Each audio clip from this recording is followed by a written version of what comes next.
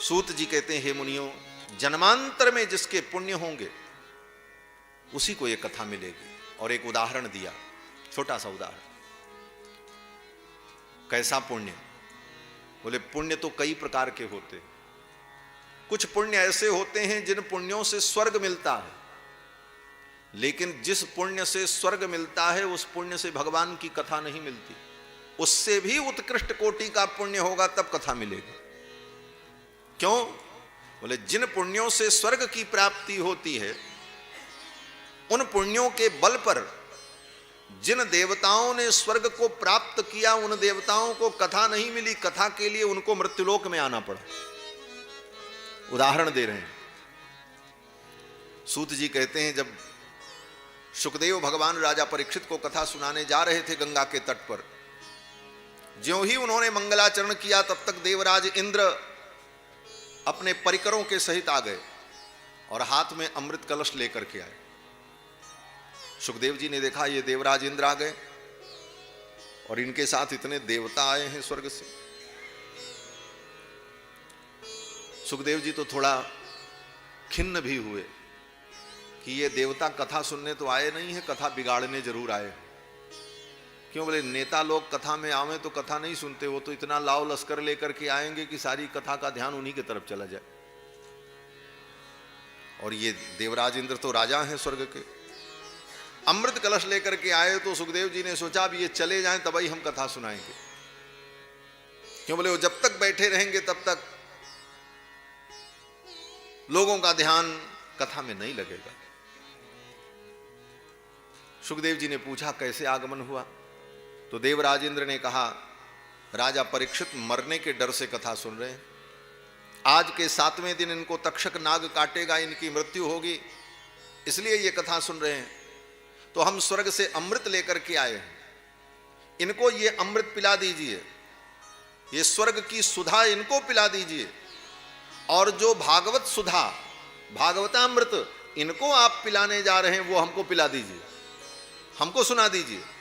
क्यों? बोले स्वर्ग में अमृत तो मिलता है लेकिन कथामृत नहीं मिलता, और मृत्युलोक में कथामृत मिलता है लेकिन अमृत नहीं मिलता।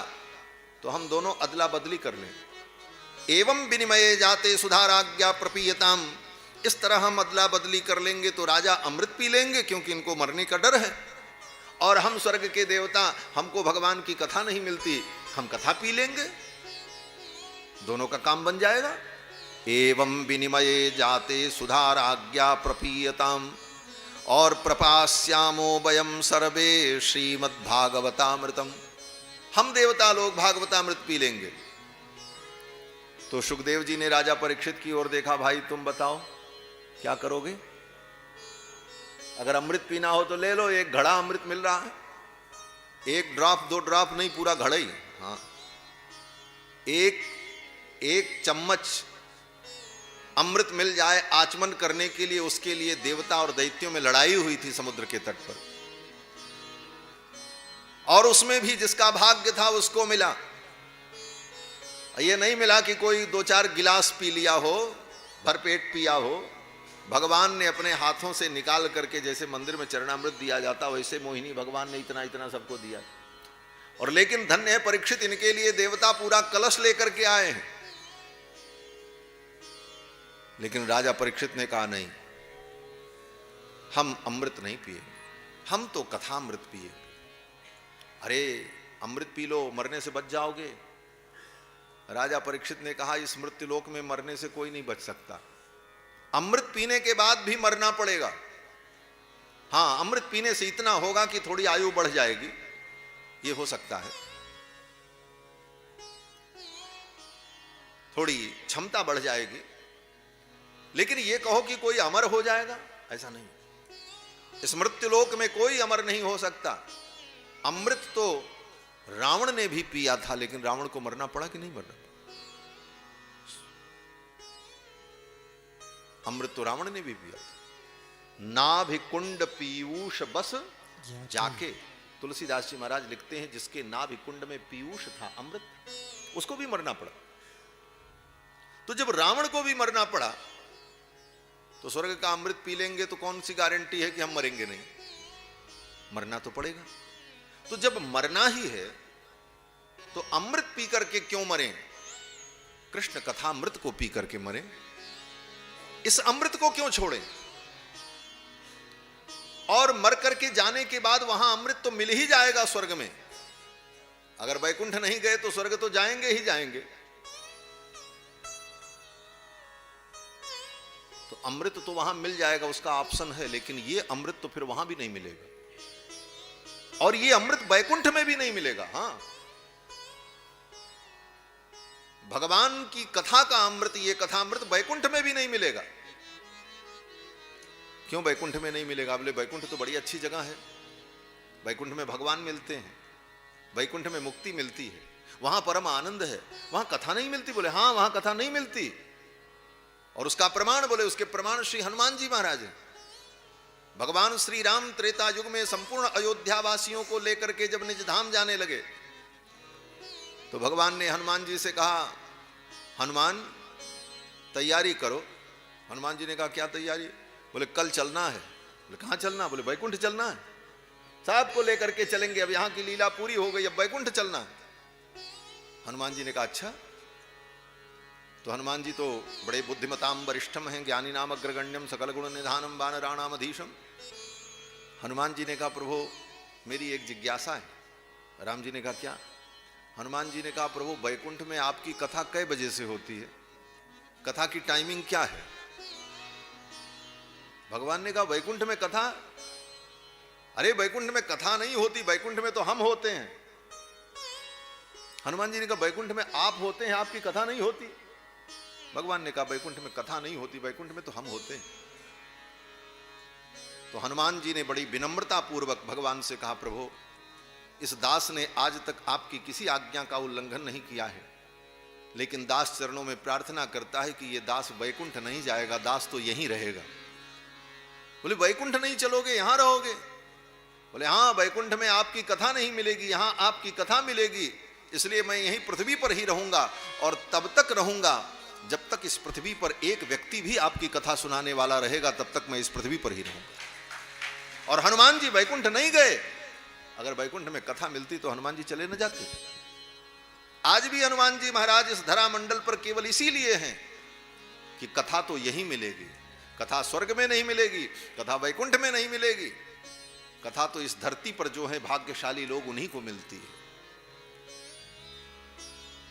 हनुमान जी महाराज कथा के रसिया हैं। हनुमान चालीसा में हम लोग पढ़ते हैं, रामचरित सुनबे को रसिया, रामचरित सुनबे को रसिया, राम लखन सीता मन बसिया, राम लखन सीता मन बसिया। रामचरित के रसिया हैं हनुमान जी, और इसीलिए हनुमान जी रुक गए। तो भगवान ने कहा ठीक है हनुमान, अब तुम्हारी मर्जी है रुकने की तो तुम रुको, लेकिन एक काम करना। बोले क्या? भगवान ने कहा हनुमान तुम यहीं धरामंडल में रहकर मेरी कथा सुनो, और जो मेरे भक्त हैं, जो मेरी भक्ति में लगे हैं, मेरी कथा श्रवण करते हैं, मेरा चिंतन करते हैं, उन भक्तों की रक्षा करना, उनके ऊपर कृपा करना, यही काम सौंप करके हनुमान जी महाराज को भगवान वैकुंठ चले गए। तो ये कथा वैकुंठ में भी नहीं मिलती, मृत्युलोक में ही सुलभ है। सुखदेव जी ने राजा परीक्षित की ओर देखा। परीक्षित ने कहा वैकुंठ हम जाएंगे तो वहां कथा नहीं मिलेगी, स्वर्ग जाएंगे वहां भी कथा नहीं मिलेगी, कथा तो यही मिलेगी, इसलिए मैं कथा सुन करके ही जाऊंगा। मैं तो कथा सुनूंगा, मैं अमृत पान नहीं करूंगा। स्वर्ग के अमृत को भी त्याग दिया। सुखदेव जी बड़े प्रसन्न हुए राजा परीक्षित के। कथा के तो ये अधिकारी, कथा का अधिकारी कौन? बोले जिसके सामने मृत्यु खड़ी है और दूसरे तरफ मृत्यु से बचने का तत्काल उपाय अमृत उपलब्ध है, लेकिन अमृत को नहीं ग्रहण किया, भगवान की कथा का वर्ण किया, वो महाराज परीक्षित है, जिसने स्वर्ग के अमृत को भी त्याग दिया। इस कथा के लिए जो स्वर्ग के अमृत को भी त्याग देने की क्षमता रखता हो, वो इस कथा का रस पान करता है, वो इसका अधिकारी। और हम दुनिया के काम नहीं छोड़ सके, छोटी छोटी जिम्मेदारी छोड़ करके नहीं आ सके, तो कथा कहां मिलेगी। राजा परीक्षित तो स्वर्ग का अमृत भी त्याग देते हैं, और अमृत भी मुझे नहीं चाहिए, मुझे तो कथा ही सुनना। और लोग कहते हैं महाराज क्या करें, हम तो कथा सुनने जाना चाहते थे लेकिन काम आ गया, क्या करें, काम में लग गए। आदमी इतना बिजी है महाराज, लगता है सारी दुनिया उसी ने सिर पे उठा रखा है, और किसी के बिना कुछ काम नहीं रुका हुआ है। जब 4 दिन बीमार हो जाते हो, 10 दिन हॉस्पिटल में रहते हो, तब भी सारा काम होता ही है दुनिया का, कोई काम रुकता है? किसी के बिना कोई काम नहीं रुकता। लेकिन आदमी ने अपनी मूर्खता के कारण यह समझ रखा है कि सारी दुनिया हम ही उठाए हैं सिर पे, और जब देखो तब दौड़ रहा है। पूछो कहां जा रहे हो, बोले काम से जा रहे हैं। अरे भाई कितना काम है, बोले बहुत जरूरी काम से जा रहे हैं, काम से जा रहे हैं। एक महात्मा ने कहा काम से जा रहे हो, तुम काम से ही चले जाओगे, किसी काम लायक ही नहीं रहोगे। इतना काम कि हमेशा काम से ही जा रहे हैं, बोले काम से ही चले जाओगे। कुछ तो समय निकालो राम जी के लिए, जिंदगी जब तक रहेगी फुर्सत न होगी काम से, कुछ समय ऐसा निकालो, प्रेम कर लो राम से। इस आनंद को समझ लो, ये आनंद क्या है। राजा परीक्षित ने स्वर्ग के अमृत को त्याग दिया,